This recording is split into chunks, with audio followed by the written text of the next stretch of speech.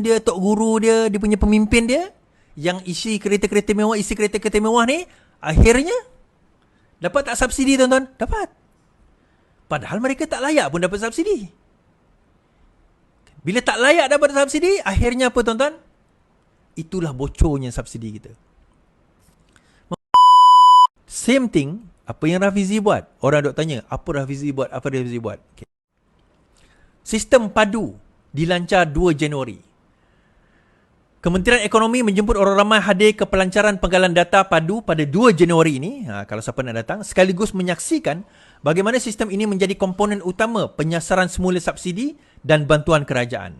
Menterinya Rafizi Ramli berkata, mereka yang tidak dapat menyertai acara itu boleh mengikutinya secara maya yang akan disiar dalam media sosial pada 10 pagi. So 2 Januari boleh tengoklah. Katanya setelah padu dilancar, Perdana Menteri Datuk Seri Anwar Ibrahim, sistem tersebut akan dibuka kepada setiap warga Malaysia untuk mengesahkan atau mengemaskini data isi rumah mereka selama 3 bulan.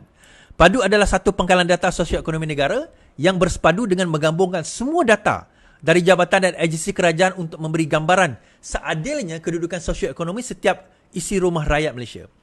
Kewujudan padu membolehkan kerajaan beralih dari pendekatan B40, M40, T20 dalam menilai kelayakan penerima bantuan kepada pendekatan yang lebih bersasar dan adil untuk mengelakkan keciciran, iaitu mereka yang patut dapat tercicir, mereka yang tidak patut dapat menerima bantuan, katanya. Mengulas lanjut, kata Rafizi, padu menggabungkan data dari pelbagai agensi kerajaan untuk membina maklumat lengkap setiap isi rumah. Jelasnya, isi rumah iaitu ibu, bapa, anak, pendapatan setiap isi rumah, tempat tinggal, jumlah tanggungan, jumlah anak bersekolah, kenderaan, harta, setiap bantuan diterima dan bantuan kerajaan yang layak diterima. Padu menggunakan pendekatan boleh belanja, bukannya pendapatan kasar setelah mengambil kira tanggungan, jumlah isi rumah, kos sara hidup berbeza mengikut lokasi untuk memastikan penilaian lebih adil berbanding pendekatan pendapatan mengikut B40, M40, T20, katanya. Dalam pada itu, katanya padu membolehkan semak silang data isi rumah untuk mengelakkan maklumat yang tidak tepat dalam permohonan bantuan kerajaan. Baik. Saya nak cerita sikit tentang padu ni, tuan-tuan. Ini tak ramai yang faham tentang padu ni. Padu ni adalah pusat pengkalan data kepada seluruh Malaysia. Okey. Tuan-tuan tak faham betapa besarnya benda ni. Okay, saya ulang balik. Tuan-tuan tak faham betapa besarnya usaha ini. This has never been done before. Tak pernah dibuat oleh orang. Tuan-tuan, walaon bertanya kepada apa formula Rafizi? Apa formula Rafizi? Apa formula Rafizi? Rafizi bagi anda formula ini. Dan benda ini disebut bukan sekarang. Benda ini disebut sebelum kami jadi kerajaan lagi. Benda ini dah disebut. Okey tuan-tuan, dia macam ni. Sebelum ini, bagaimana kita membahagikan klasifikasi rakyat di dalam negara kita? Kita kelaskan kepada B40, T20, M40. B40 maksudnya golongan bawah 40%, M40 golongan pertengahan, middle 40%, B40 itu maksudnya bottom 40%. Kemudian medium, middle 40% and top 20%. T20, top 20%. Now, isu dia. Ada yang kata, itu ke maksud M40, B40, T20? Itu maksud dia. Ada yang tak tahu. So, macam mana dia klasifikasikan tu? Sebelum ini. Dia kait tengok gaji kita. Pendapatan isi rumah. So, kalau tuan-tuan berpendapatan sekian jumlah, kalau saya tak ingat berapa, kalau tak silap saya, bawah daripada 4,000 isi rumah, kalau tak silap saya, maka tuan-tuan boleh dianggap sebagai B40. Kalau tak silap saya, mungkin bawah sikit daripada itu. Kalau tuan-tuan bergaji, katakanlah 4,000 ke 10,000 atau ke 8,000, 9,000 isi rumah, maka tuan-tuan dianggap sebagai M40 atau middle 40. Kalau tuan-tuan pendapatan 10,000 ke atas, kalau tak silap saya, atau 15,000 ke atas, maka tuan-tuan dianggap sebagai T20. Ada masalah tak dengan model ini?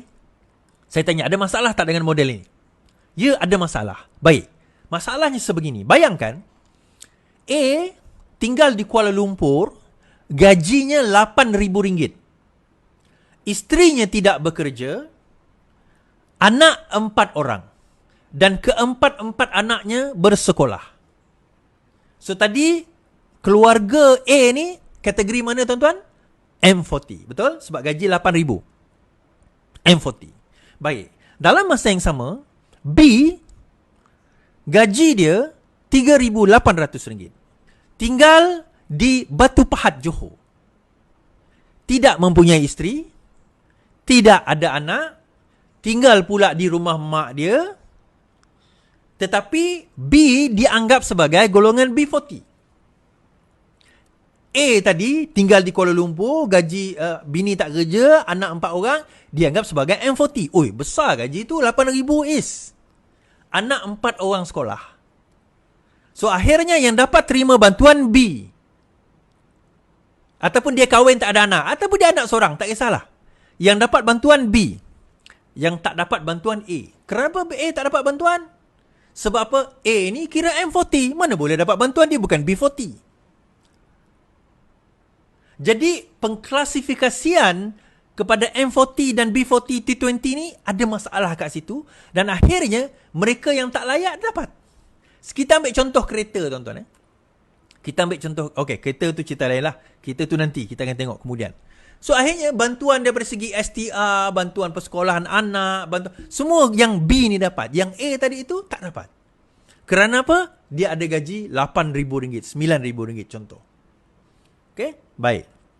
Now, kalau macam tu baik dia pindah je lah kampung. Kalau dia boleh pindah kampung dapat gaji macam tu, tak apalah, sedar lah. So, padu ini akhirnya dia melihat, dia kaji, dia tengok silang, cross info. So, dia akan melihat cross info ni, dia akan tengok berapa gaji anda. Of course, gaji pasangan anda kalau ada, combine. Berapa anak anda. Berapa anak anda yang bersekolah. So, bermaksud itu ada tanggungan. Berapa anak anda yang OKU. Berapa perbelanjaan yang boleh digunakan. Berapa perbelanjaan. Kalau tinggal di Batu Pahat dengan tinggal di Kuala Lumpur, dia punya, apa dipanggil, parameter dia berbeza. Parameter dia akan berbeza untuk dia kata layak atau tidak. So akhirnya nanti dia conclude, dia panggil pendapatan, dia kata tadi pendapatan boleh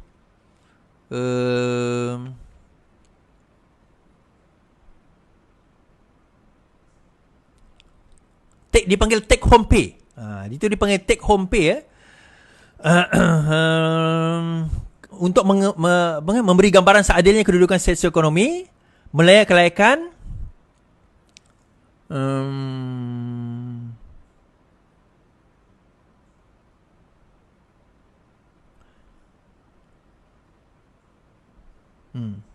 So akhirnya kita boleh melihat bantuan kerajaan yang layak dia terima. So daripada situ nanti dia akan tengok kepada take home pay. Maksudnya bersihnya berapa dia boleh bawa balik. Baik, kita ambil contoh kiraan. Minta maaf, saya kena ekstra sikit benda ni. Cerita A tadi Dia pergi kerja, dia ada 2 kereta contohnya. Dia bayar 2 kereta. Kereta dia, kereta isteri dia. Kenapa isteri dia kena bayar ada kereta juga, Is? Yelah, isteri dia nak hantar anak-anak pergi sekolah. So dia ada 2 kereta. 4 anak dia sekolah, tangguhkan dia sekian. Dengan bayar rumah sewa sekian. Dengan dia punya tempat pergi kerja sekian. Dengan tanggungan dia sekian. Akhirnya hujung bulan setelah tolak hutang dan sebagainya. Bukan hutang yang dia tak perlu. Macam contohnya dia buat hutang loan BSN untuk dia pergi renovate rumah. Bukan yang itu. Dia akan ada nanti benda yang dia akan nilai. Setelah tolak dia tengok take home pay dia sekian. Bukan yang gaji dia telah tolak hutang. Bukan. Dia ada bracket dia. So daripada bracket ini akan menentukan sama ada dia layak mendapat bantuan atau tidak. Bantuan ini termasuklah subsidi minyak bersasar. So, kalau golongan ini nanti, macam contoh dia kata, Is, kalau macam tu bermakna aku tak layaklah dapat bantuan bersasar ni tadi, Is. Tengoklah pendapatan anda berapa. Kalau anda rasa bahawa anda tak layak, bermakna sama ada anda tak tahu take home pay anda berapa, ataupun anda memang orang kaya. Dia macam ni, tuan-tuan. If you are super rich, you don't really care. You ke Is kalau kita super kaya. Kalau tuan-tuan masih kisah pasal hilang sikit sana subsidi, bermakna you are not rich yet. Belum kaya lagi. Atau kena kod lah. Orang yang betul-betul kaya, tuan-tuan, dia tak kisah pun. Sebab dia bayar bil elektrik saja 2-3 ribu sebulan, nothing bagi dia. Dia bayar bil telefon 2-3 ribu sebulan, nothing bagi dia. Dia bayar rumah, bayar kereta. Saya nak cerita. Bayar kereta 3,000 sebulan. Kalau dia servis 3,000 sebulan. Tukar tayar sebiji 2,000 sekat satu tayar. Kalau tuan-tuan rasa macam tak berada dalam golongan ini, maka tuan-tuan insya-Allah bukannya dalam golongan yang saya sebut tadi tu. So kenapa perkara ini penting tuan-tuan? This is where kita akan mengenal pasti di mana bocornya subsidi kita. Saya bagi contoh RON 95. Saya percaya majoriti tuan-tuan pakai RON 95. Majoriti tuan-tuan. Kalau tuan-tuan pakai RON 97, sama ada tuan-tuan memang kaya ataupun tuan-tuan memang sayang gila kat kereta tu, sanggup bertolak bergadai semata-mata nak letak minyak hijau dalam kereta anda. Dia dua kategori ni.